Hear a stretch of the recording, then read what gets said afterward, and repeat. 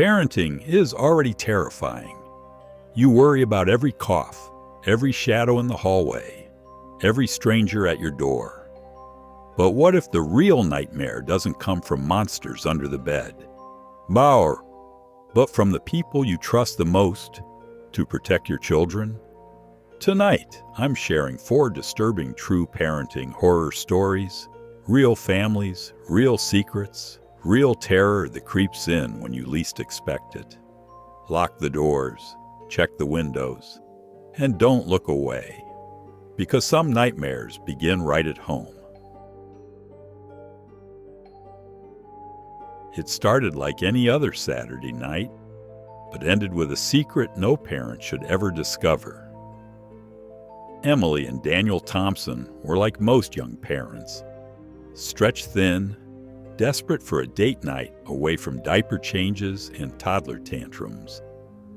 Their daughter, Sophie, had just turned 4, bright, chatty, and loved to dance around the living room in her princess pajamas. But Sophie was shy. She didn't warm up to just anyone. So when they found Kayla, a sweet, quiet, 19-year-old college student with glowing references from neighbors, they felt lucky. Kayla became their Friday and Saturday night savior. She watched Sophie, read her stories, even bake cookies with her. Every time Emily and Daniel got home, the house was spotless.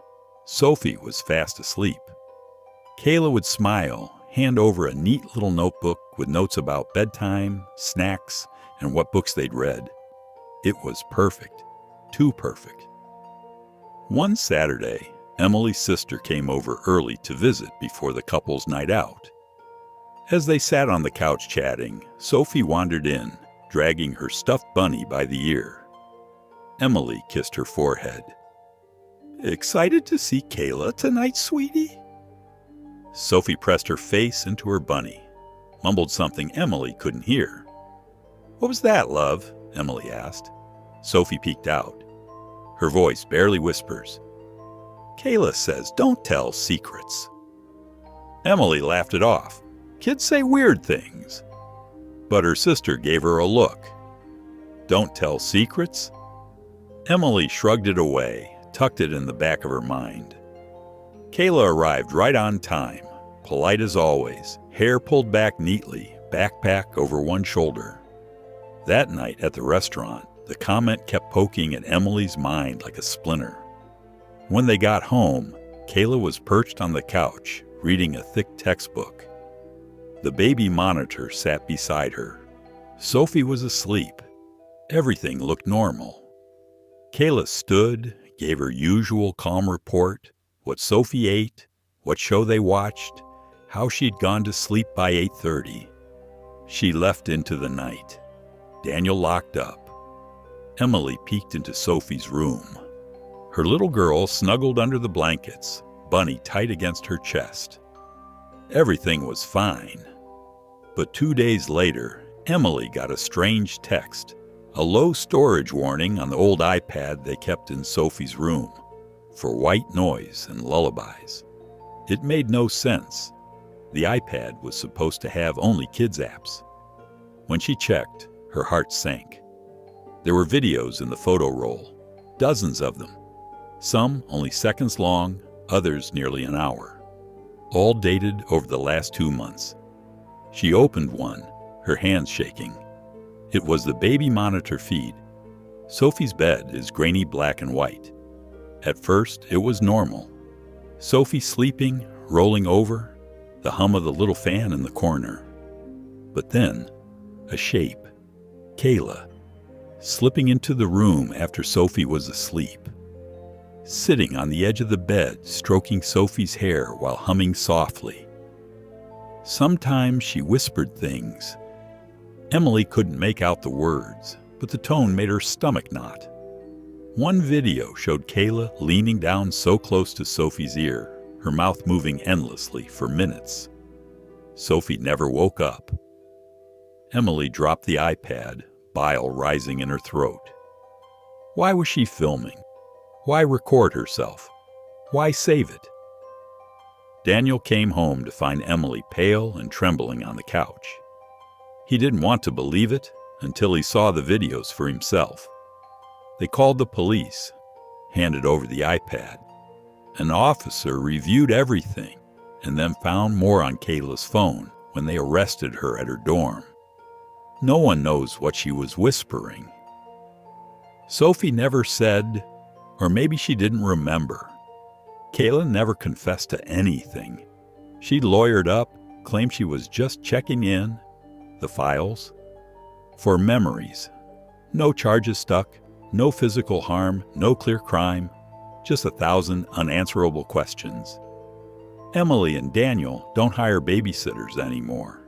Sophie's 7 now, old enough to understand why she's never left alone with anyone new. Sometimes Emily still wakes up at 3 a.m. and checks the baby monitor, even though Sophie's too old for it now.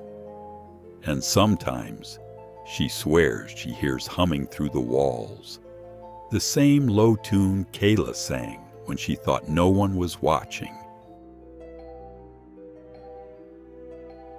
Kids see the world differently. Sometimes they see what we're not supposed to. When Jason and Mia moved into their old farmhouse, they thought they'd found the perfect place to raise their 3-year-old son, Ben. The house was a fixer-upper. Cracked plaster, creaky floors. But it sat on 2 acres of green fields, with a swing hanging from a huge oak tree in the yard. They loved it, and for the first few weeks everything was normal. New paint, new furniture, giggles echoing down the hallways as Ben ran from room to room with his stuffed dinosaur. But then, little things started happening. Mia would wake up to the sound of Ben talking to himself in the middle of the night. She'd find him sitting on the landing at the top of the stairs, whispering into the dark hallway. When she asked who he was talking to, he'd say, "No one, just my friend." Jason laughed it off. "Kids have imaginary friends," he said. "Better than him drawing on the walls, right?" One morning, Mia was making breakfast when Ben wandered into the kitchen, clutching his dinosaur to his chest like a shield. "Mommy," he said, voice small, "the man says we have to leave." Mia froze, spatula halfway to the frying pan. "What man, sweetie?" Ben looked at her with big, confused eyes, like she should already know. "The man in my room. He doesn't like Daddy." Jason just rolled his eyes when Mia told him. "He probably heard me cursing at the boiler again," he joked. "He'll forget about it by tomorrow." But Ben didn't forget. Over the next few nights, they'd find his toys lined up in perfect rows on the hallway floor. Cars, blocks, plastic animals, all facing the same direction, toward Ben's room. And Ben kept talking about the man. Sometimes, Mia would find him standing in the corner of his room, staring at the wall for minutes at a time. When she picked him up and asked what he was looking at, he'd say, "The man doesn't like you either." Jason tried to put his foot down. One night, after Ben woke up screaming about the man standing over his bed, Jason stormed into the room, turned on every light, and yelled into the empty air, "If you're here, you can get the hell out. This is my house." They didn't sleep well that night.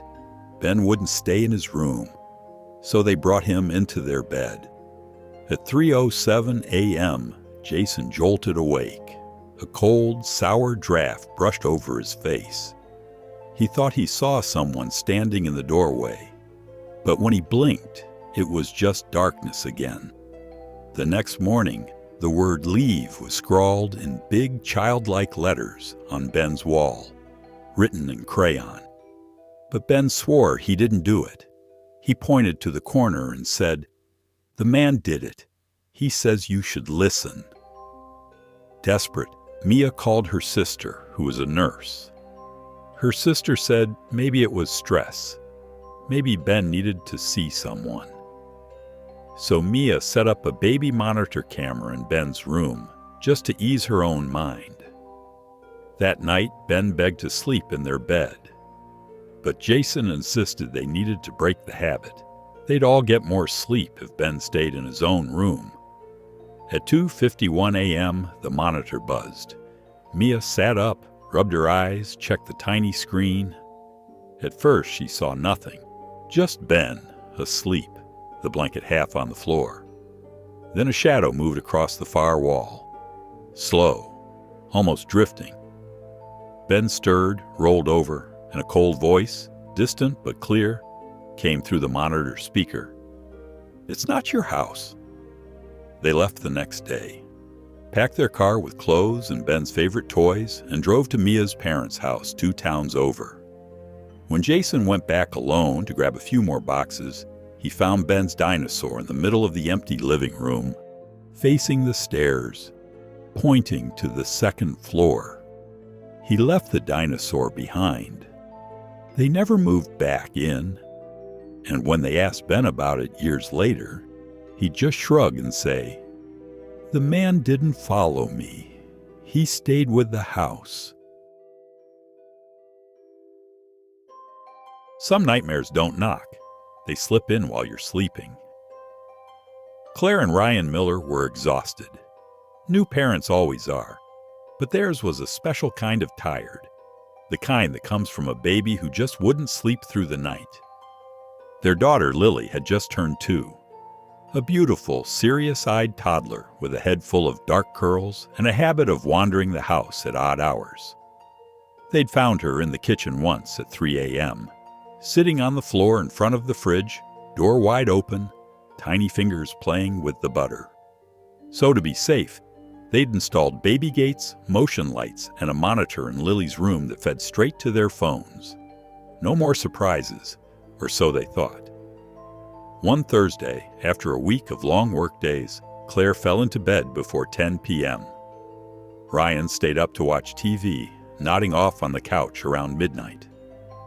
At 1:12 a.m., Claire shot awake to a sound she couldn't place. Not Lily's cry, more like a soft knock far away. She grabbed her phone, thumbed the baby monitor app. At first, the feed was dark, then her eyes adjusted to the fuzzy night vision. Lily was sitting up in her crib. Her back was to the camera. Her head tilted slightly to the side, listening. Then, unmistakably, the sound again. Knock, knock, knock. Claire nudged Ryan awake, handed him her phone. "Listen." They watched the monitor together. Lily didn't move. She just sat, tiny shoulders hunched, head tilted. Then she said something, so softly they barely heard. "Come in." Claire's blood ran cold. Ryan rubbed his eyes. Maybe he misheard. They leaned closer. Lily's head turned just enough for the camera to catch her mouth moving again. "Come in." The knocking stopped. For a moment, the monitor feed was silent, just the soft whir of the crib mobile above Lily's head. Then, behind her, the bedroom door creaked open. Claire's pulse hammered. They hadn't heard any footsteps. No creaking floorboards. Just that door. Opening. "Go check on her," Claire whispered. Ryan nodded, grabbed the baseball bat they kept under the bed, just in case. He reached Lily's door and pushed it open slowly, trying not to wake her if she'd somehow drifted back to sleep. But the crib was empty. No sign of Lily. The blanket was rumpled, her favorite stuffed bear on the floor. "Claire!" he hissed. She appeared behind him, eyes wide. Together they checked the closet. Empty. Under the crib, nothing. Claire's mind raced. Maybe she'd climbed out? But how? The crib was tall. And the door, why was it open? She swore she'd shut it tight after the bedtime story. They searched the whole upstairs, bathroom, hallway, their bedroom. Nothing. Then they heard it. The faintest sound, drifting up the stairs from the living room below, singing. They crept down the staircase, Ryan still clutching the bat like a lifeline. The living room was dark. But the soft singing was clearer now. A lullaby, old, off-key. In the faint glow from the streetlight outside, Claire saw her, Lily standing by the front door, one tiny hand resting on the doorknob. And next to her, Claire's breath caught, was a man, or the shape of one. Too tall, too thin, standing impossibly still. His head bent low over Lily's, his mouth near her ear, singing that broken lullaby. Claire tried to scream, but no sound came out. Ryan stepped forward, raising the bat, but the shape just flickered. The porch light outside buzzed, the shadow shifted, and the shape was gone. Lily turned, eyes glassy, and said, clear as day, "He wants to come in." Ryan grabbed Lily, scooped her up so fast she dropped her stuffed bear. Claire locked the front door, double-checked every window, and turned on every light in the house. They slept the rest of the night on the floor of their bedroom, all three of them tangled in blankets, the bat propped against the nightstand. The next day, Ryan changed the locks. They installed new cameras, motion sensors, and alarms on every window. They tried to tell themselves it was just exhaustion, a dream, a trick of the shadows. But sometimes, late at night, Claire still wakes to the sound of soft knocking, somewhere downstairs, and Lily murmuring in her sleep, "Come in." Sometimes the worst thing a parent can discover is what's been hidden under their own roof all along. Aaron and Mark had been together since college, the kind of couple their friends envied. Big family barbecues, weekend soccer games, matching holiday pajamas with their two kids, Max and Ava. They lived in a tidy split-level house at the end of a quiet cul-de-sac. Nothing about them was a nightmare, nothing at all. But every family has its secrets. And sometimes, secrets rot the foundation of a home long before anyone notices. It started with Max, their youngest, 7 years old, sweet, shy, never caused trouble. He began to complain about the tapping, always at night. A faint tapping on his bedroom wall, 3 soft knocks, then silence. At first, Aaron told him it was just the pipes. "Old houses creak," she said. But Max was insistent. It wasn't the pipes. He said he heard whispers, too, coming through the wall. Mark laughed it off, ruffled his son's hair, and promised to check it out next weekend. But the next weekend turned into the next month. The knocking continued. One night, Ava, 12 and ever the curious big sister, decided to prove her brother wrong. She slept on his floor with a flashlight under her pillow. When Aaron peeked in at midnight, both kids were asleep, flashlight untouched. At 2:46 a.m., Ava shook Max awake. The tapping was real. She heard it too. 3 knocks, then silence. Then a whisper, so faint she had to press her ear to the wall to catch it. "Don't tell them." The next morning, Aaron finally took it seriously. She asked Mark to look behind the wall. Maybe raccoons in the crawl space? Maybe faulty wiring? Mark promised he would. But days turned to weeks, and every time Aaron brought it up, he brushed her off. Too busy, too tired. Next weekend. Then Ava did what no parent expects. She recorded it. One Friday after school, while Aaron was still at work and Mark was at the hardware store, Ava set up her old tablet facing the wall and hit record. That night, after dinner, she showed Aaron what she'd captured. The video was dark and grainy, but the sound was clear. 3 slow knocks. A soft whisper, unmistakable. "Don't tell them." And another voice, deeper, harsh, that sounded terrifyingly familiar. When Aaron replayed it, her stomach twisted. It was Mark's voice. She didn't want to believe it. Maybe a trick. Maybe he'd been playing with the kids, trying to scare them. But Max swore he never saw his dad do it. He was always in bed when the knocking came. That night, when Mark fell asleep on the couch, Erin slipped into the basement, the only place in the house she never really cleaned. It had always been Mark's space: workbench, storage, old boxes. She found the locked door at the far end, a door she'd never paid attention to. She'd always assumed it was just the old pantry. But when she turned the knob, it rattled, locked. Erin searched Mark's workbench drawers until she found the key. Small, brass, tucked behind dusty cans of paint. She opened the door slowly, heart hammering. Inside was a small, windowless room, walls lined with old insulation, a single bare bulb hanging from the ceiling. A twin mattress lay on the floor, stained and damp. An old baby monitor sat on a rickety table, its green light blinking. Next to it, a set of dusty children's toys, a plastic truck, a stuffed bear missing one eye. And on the wall facing Mac's bedroom, a hole barely wider than a fist, lined with tape to muffle the sound. Erin staggered back, bile rising in her throat. The baby monitor buzzed to life, her husband's voice soft and low, drifting through the crack. "Don't tell them. Don't tell them what we do." She called the police that night. Mark was arrested before dawn. For what exactly, no one could say at first.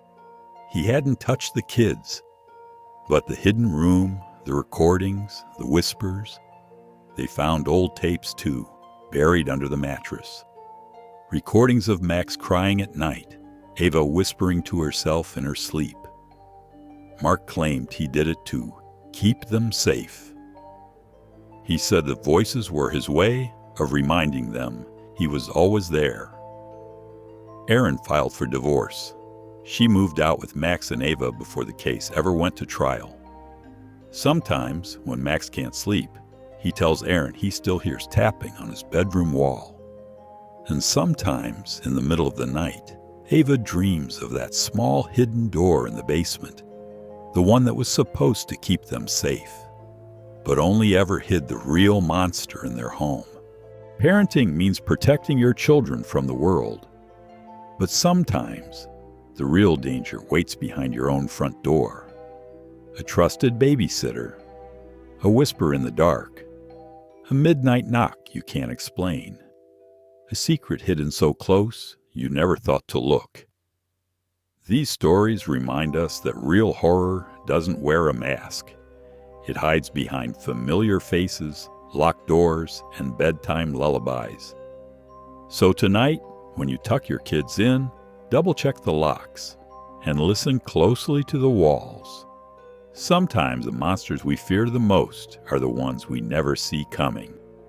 If you made it this far, tell me in the comments.